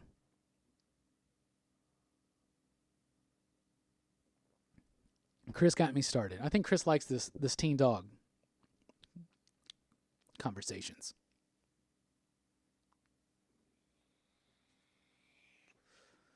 All right, though, if that got a little too wild for some people, let's start bringing it back down to reality and comic books. Let's get some questions in. But as far as me, like to answer your initial question beyond the Invisibles, Books that are kind of in this vein that I really like, that are comic books, Promethea. Planetary is a very scientific, it's like, Planetary is something so amazing to me because it looks at it in a way that's also kind of scientific, right? And that's kind of one of the reasons why I've always liked a chaos magic approach, right? And that's something that, of course, Grant Morrison and Alan Moore both professed chaos magicians. Peter Carroll, Phil Hine, that kind of stuff. It's a very scientific method to dealing with some of the things in the mind, right? And this is, a lot of it is steeped in Eastern philosophy and stuff like that.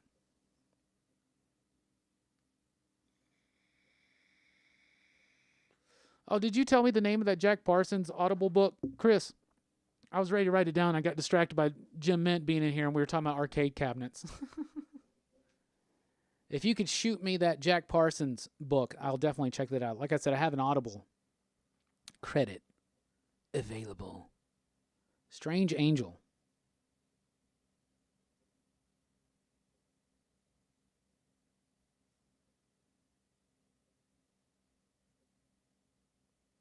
Anybody's not familiar with Jack Parsons, check it out. It's just Google it, YouTube it. It's some interesting stuff.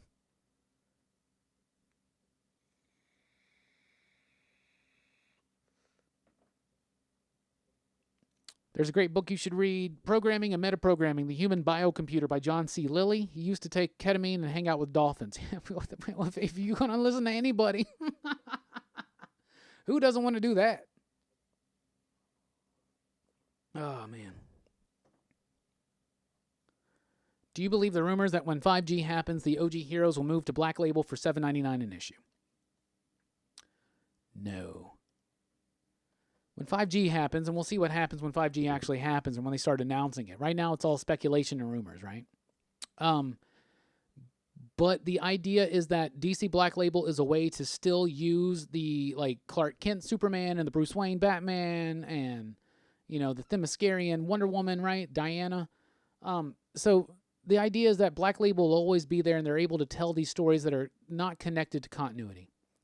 And therefore, they can take the continuity and move into the next generation. How that plays out, I don't know. We'll see. I think if you try to shoehorn new people, a bunch of new people into these roles, a new Superman, okay, we can buy a new Superman. We can buy Jonathan Kent being Superman for a time. But if you do that when you put Luke Fox's Batman, at the same time, say you have a new Wonder Woman, a new Flash, a new Green Lantern, if you do it line wide, kind of like similar to what Marvel kind of tried, it's not going to please a lot of the current fandom, I don't think. It might make some waves. It might get you some clicks in a New York Times article or something like that, but I don't think it's really going to benefit too much. So I hope they do something a little bit more natural and organic, kind of more like what they did every time DC's done legacy characters before. You know, I mean, let's be honest. Green Lantern, Hal Jordan, Barry Allen Flash, that's not the original Flash. That's not the original, you know, Green Lantern. So that's cool. Adam Murray, really do appreciate the super chat, by the way. But I understand the idea of needing, like, I'm beyond ready for the DC Universe to shake this up, spotlight new shit. I thought the New Age of Heroes was good, Sideways was great. Yeah, but, you know, that stuff didn't catch on, right? New characters don't catch on. It's a crap shot. You know what I'm saying? It's, you don't know what's going to happen, right? But if they do it, I would think that they would understand what happened exactly with Marvel. Now back on the Marvel thing. Now, I'm not against replacing characters temporarily with different people to show different experiences through the vein of this power. I think that the Jane Foster Mighty Thor run is amazing. I love Kamala Khan as Miss Marvel. I love having Miles. I love having Sam Alexander. I love those characters. When you start doing it all at once, it makes people feel like it's forced. I mean, it is forced if you do it all at once. It's a conscientious effort to do it, right? Make it organic. Make it natural. I grew up with Kyle Rayner as Green Lantern. It didn't bother me, but people hated it. People used to send Ron Mars death threats. That's a little crazy. If we're going into that kind of territory, that's a little, you're unbalanced, right? So, I mean, we're going to wait, see this out. I would hope that, I mean, we'll see what happens. But the idea is that even if they piss people off, they'll have Black Label, right? Now, not every Black Label book is going to be $7.99. Not every Black Label book is $7.99 right now. The ones that are $7.99 are 60 pages, and their magazine format, their big format. And we talked a little bit about that on the show Friday night on Jim Mint Collectibles channel, me and Bueller and Jim and Kyle. And, you know, to the American audience, it's a different format. I get that. And, of course, I'm an American. But, you know, that's the format in a lot of European comics and stuff like that, 2000 AD and whatnot, right? So I like the format. I think it's cool. They were all talking that they look great in hardcover. Everybody was talking about the Batman Damned looked amazing as a hardcover. And I've heard good things about the Superman Year One hardcover, so. And Bueller noticed that the $7.99 ones don't have ads. But, you know, some of the DC Black Label books have been $4.99. Some have been $5.99. Now, they are more than $3.99, but that's just the way of the market. But if you want comics to be cheaper, we need to convince less people to pirate them. Right? What's up, Atari? How are you doing? But me personally, I like the DC Black Label format. I like that, was it Prestige Plus? I like it.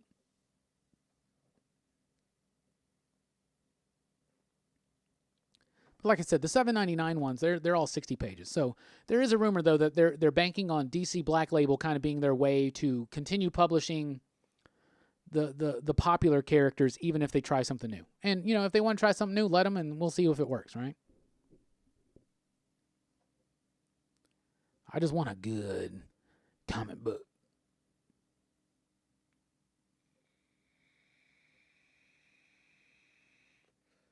Talking about Marvel, who would you cast as Wolverine? Danny DeVito. I'm just kidding.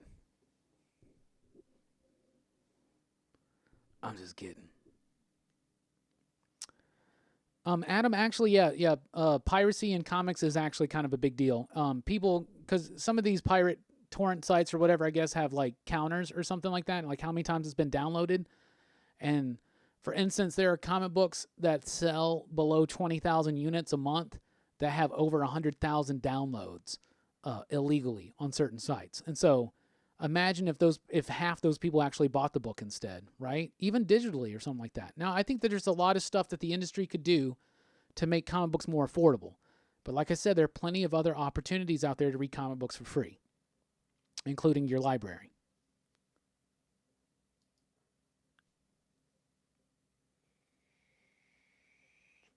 It just seems like we live in a world right now, and this is basically, like I said, I understand the struggle. But don't ever get this twisted.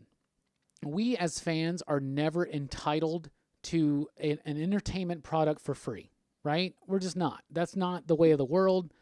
If there are plenty of people that want to, like, I would love to write comic books for a living and only do that. That would be amazing, right? That would be so cool to be an artist, to be a musical act, you know, to be in a band or to be a rapper or to be an actor or to be a Hollywood director, right? But comic books aren't on those levels, right? And so, like, even the most popular, like Donny Cates isn't rich off of comic books. Now, there are things that he can do, and I'm sure things that he has done, including selling properties like God Country and stuff like that and trying to develop that into something bigger. I'm sure that's a way that you can kind of build that up. But, what was the whole point of what I was trying to say?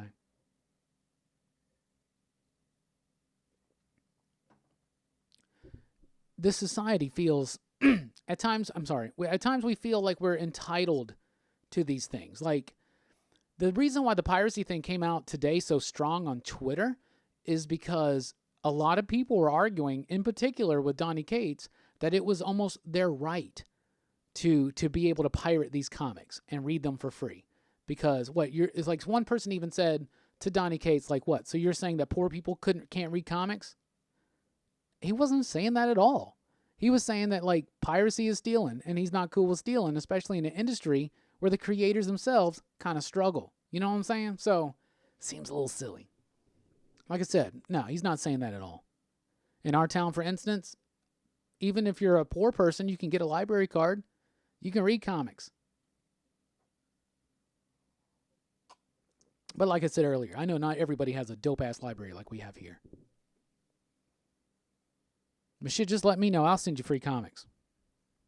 I'll send you some of my stuff.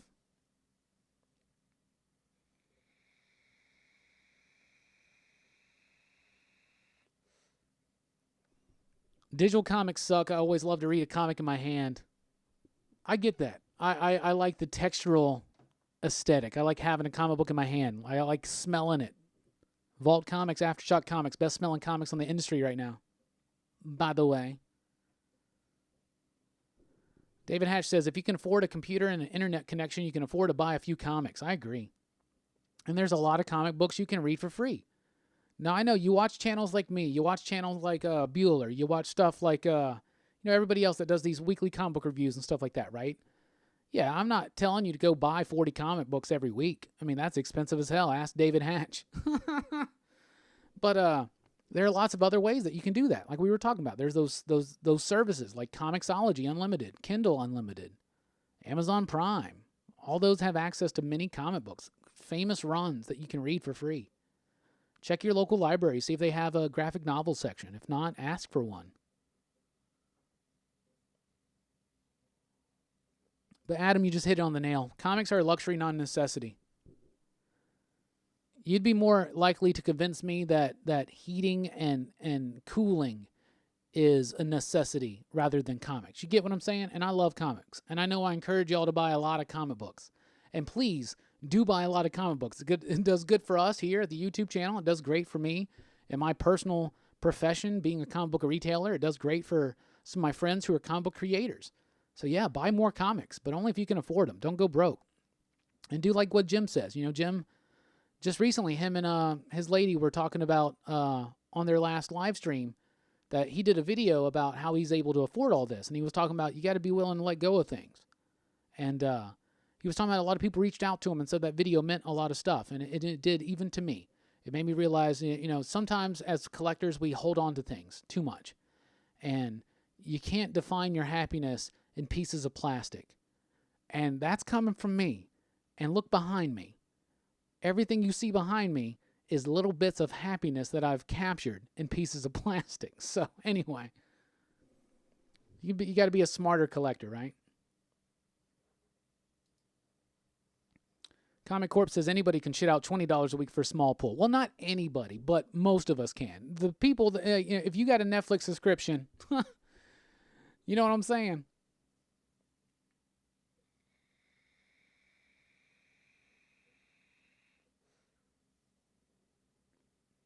I buy a lot of books each week, but I would read way more if I could buy issues I'm curious about cheap digitally. I'd read a lot more. I agree with that. Daniel Jim Mint did a video. I think the video is titled something like "How can I afford all this?" or "What do I do for a living?" or something like that. It's a very inspirational video. I watched that when it first dropped, was that like 2 months ago or something? Yeah, that's it, Chris. The one where he talks about having to let stuff go to feed your collection. Yeah, be smart, right? Why do you need hundreds of Star Trek novels? I'll tell you what, no matter what, even if I sold all my Star Trek novels, I would keep my DS9s and my Next Gens. And the Next Gens are the ones right next to me. And those are some of my favorite parts. A lot of people ask me, they're like, in your background, you really show off your toys, you show off some of your graphic novels. And you also got them Star Trek novels. Who cares? I care. By the way, behind me right now, we got the Wolverine Jeep from the animated series line, Toy Biz, and we got a Wolverine 3 in there. And we got the Gokaider Zord, and we got the, I can't remember what it's called in Sentai, but that's Wild Force.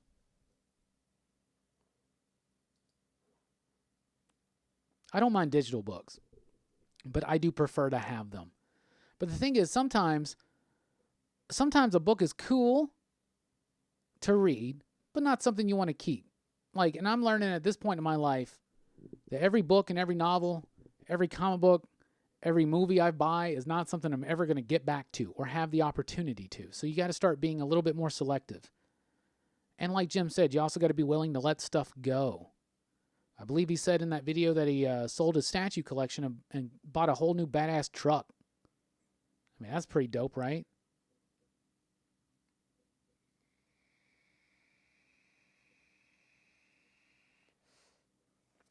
Well, the cool thing, too, okay, I'm not a fan of digital either. I think pirating comics is bad when it's new stuff, but if it's something that is long out of print, not able to buy anymore, I can understand that. Well, like I said, I understand the struggle. DC Universe and the Marvel Unlimited app are really cool for that. But I get what you're saying there. New stuff's a big deal. And independent comics is even the worst. And when people are starting to trim their stacks, what I always recommend is the big two stuff is always going to be there. Buy the independent stuff you love. Buy that. Support that. That's the most important dollar you can spend on a comic book is on an independent book that you love. If it's from Image, if it's from Vault. And maybe Image the company's not independent, but those are creator-owned properties. For instance, we're talking about Little Bird. Little Bird is something you definitely should have bought if you like that book. You got to support these things. You know what I'm saying? Marvel's always going to make Spider-Man comics. But Vault's not always going to publish Wasted Space unless we read it and demand more. You know what I'm saying?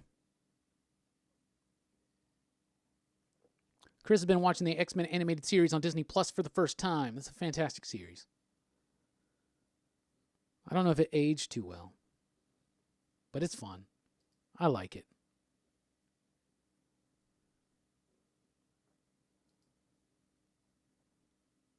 I've been watching through the Spider-Man animated series still.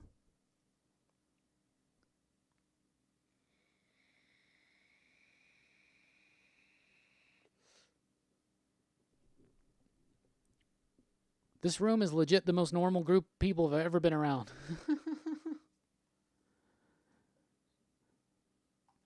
That's awesome.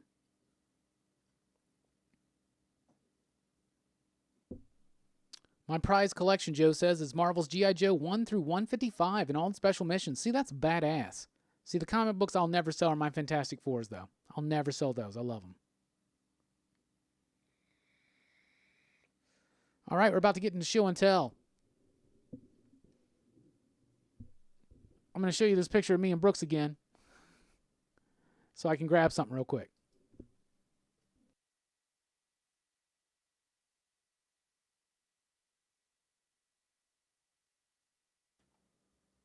So the first thing I want to talk about on Show and Tell tonight is how awesome TKO is. You know, I said if you want to read comic books for free, become a comic book reviewer.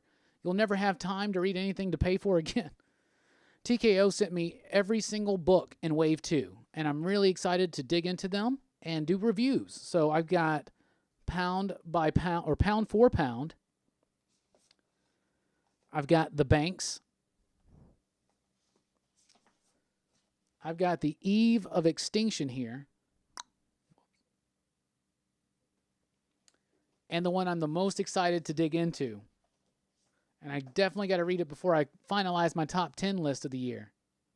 Sentient by Jeff Lemire and Gabriel Walta. Thank you so much, TKO, for sending me these awesome comics. I'm excited to dig into them and share my thoughts with the PCP Army. So be expecting those coming up in the next couple weeks. I'll be covering all 4 of those books, just like we covered Wave 1. But this time, TKO actually sent us the books, and I really do appreciate that. They also sent me a button and a sticker, which I'm throwing these into the prize pack I'm sending to Brian next week, or this week, I should say. All right, last week, real quick. That being said, I have 5 books that I physically pull, Russell says. Okay. Oh, yeah, because he said, I mostly prefer to read comics digitally. I know I'm in the minority with that, but the guided reading is the shit. Yeah, that could be kind of cool. But he still supports the physical copies. Adam says, because of you, Robbie, I legit try indies. Well, thank you. My girlfriend and I both read the first trade of Gideon Falls. What do you think about it? That's one of my favorite books.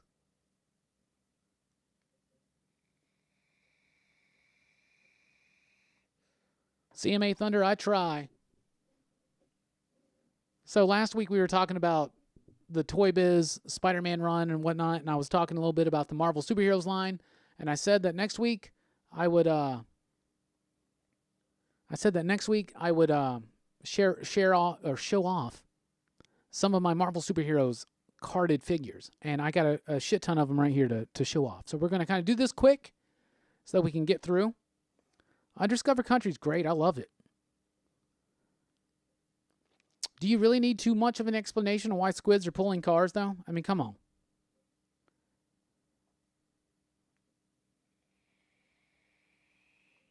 Oh, don't worry, Brian. You're going to get a few stickers. You're going to get some stickers that Liana gave me to hand out, too. Because Liana Kangas, by the way, who we are having as our guest at the Huntsville Comic and Pop Culture Expo. So do not miss this show. It's super fun. And Liana Kangas is going to be there. And the very day that this picture was taken, she signed that for you. So super fun stuff.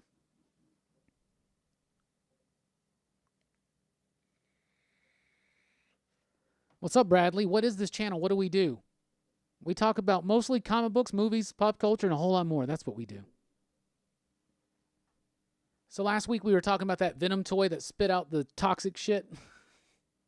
There it is right there. So there's my Venom with the living skin slime pores. And some of the things I noticed when I was pulling these out of boxes tonight is that some of the ones that I've had displayed on the walls for a long time at the previous studio started to yellow on their plastic. It's pissing me off. But it's probably going to get me to open up some of these.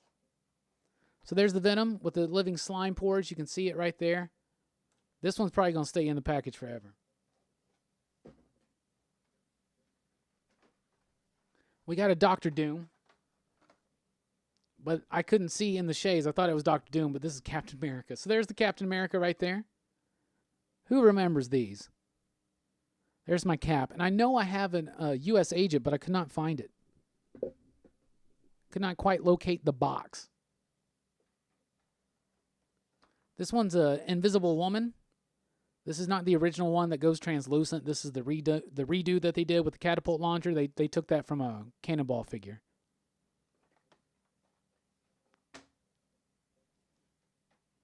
What's this one? There's the Doctopus.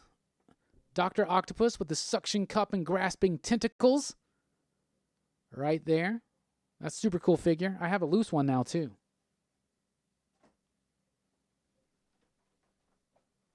There's that Punisher with old cap firing weapons. They just don't make those anymore, do they? There's the Punisher.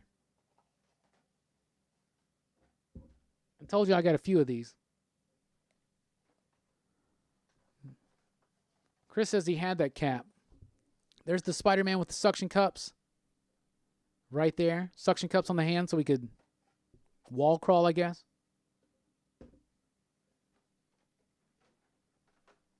There's the second Venom they did. Not the one that shot out water, but the one with the flicking tongue. I love this figure so much. But that Venom figure. Here's my Thor. Thor doesn't have a cape, but apparently you can put the Strife cape on him, and it looks kind of cool. I don't have the Iron Man. I really want to get the Iron Man. But yeah, that's dope. Also, if anybody got a line on a good line on this Punisher van, I want that. It's pretty expensive, by the way. Here's the Doctor Doom. So this Doctor Doom I bought, I've never opened it up, but it's missing one of the weapons. See that? It's missing. Pisses me off. He's got a spinny hand. As Doctor Doom does, right? This is my Incredible Hulk right there. With the crushing arm. I love this one. I got a few more. Here's Annihilus. Yeah, the old school toy guns used to look just like guns.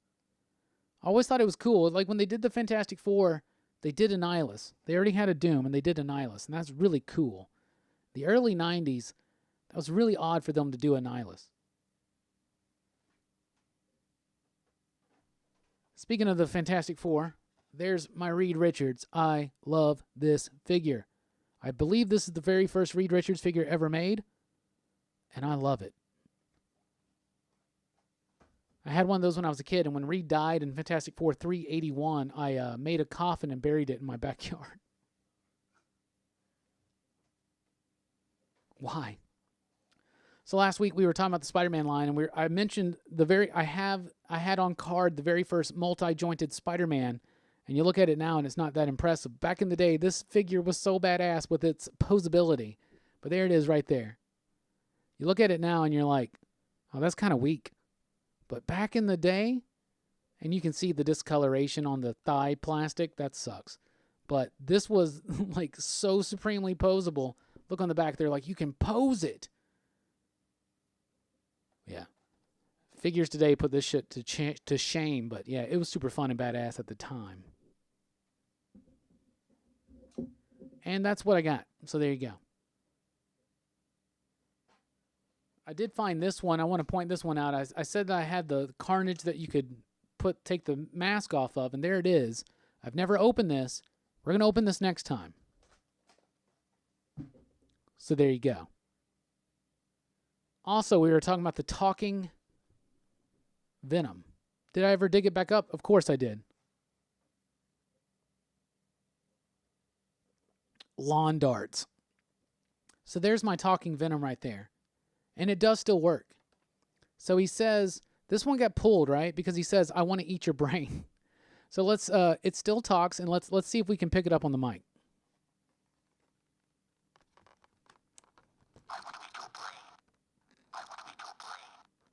So that's the I want to eat your brain. Now he's going to say, die, Spider-Man. And then this one's supposed to be a hiss. Just kind of sounds like static. So there's that. We are opening up something tonight, though, before we wrap up.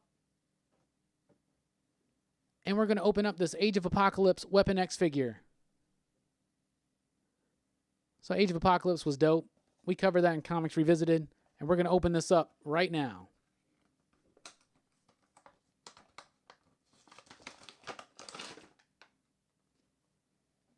It's done. Can't go back. So I had this figure back in the day. It's a little doofy. And he's got this weird-ass, like, sickle attachment for his arm. He's got this, like, cannon gun thing right there. Yeah, it's weird. But one of the most fascinating things when this Age of Apocalypse stuff first came out was that Wolverine was missing a hand. Does he still have his claws? Of course he does. And it comes with the claws that you can pop in there. That happened towards the end of his Weapon X run, but there you go. They don't look the best. But yeah, pretty cool. It's a weird, doofy looking figure, but I wanted to open up something tonight, and that's what we opened up. He's very, like, scrunched over, right? So we're about to wrap up here in about 5 to 10 minutes. So get your final thoughts, questions, and comments and concerns in right now, and let's get them. Robbie, is it a problem that I'm more excited for The Mandalorian than any upcoming Star Wars movies? No, you like what you like. Mandalorian's dope.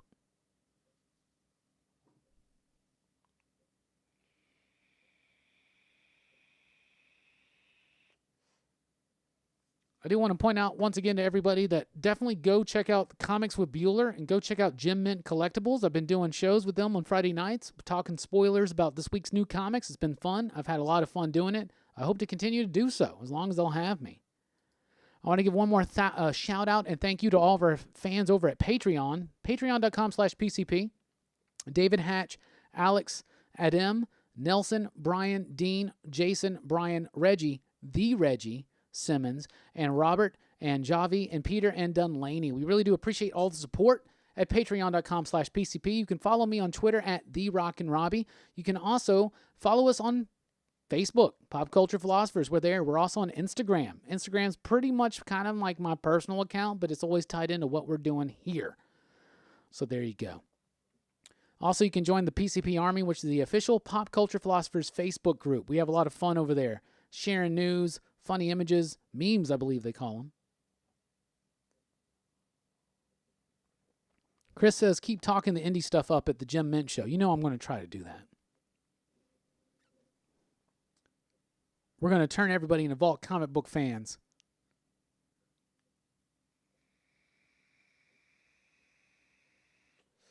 So that's pretty much the show. We really do appreciate it. Like I said, I'm going to try to do an advanced review for the plot number 3 and the Maul number 4.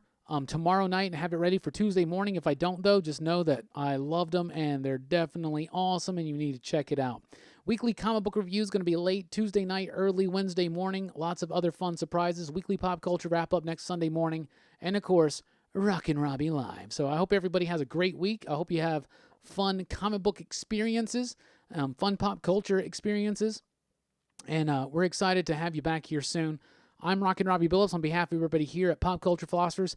Thank you, thank you, thank you. Y'all have a great week.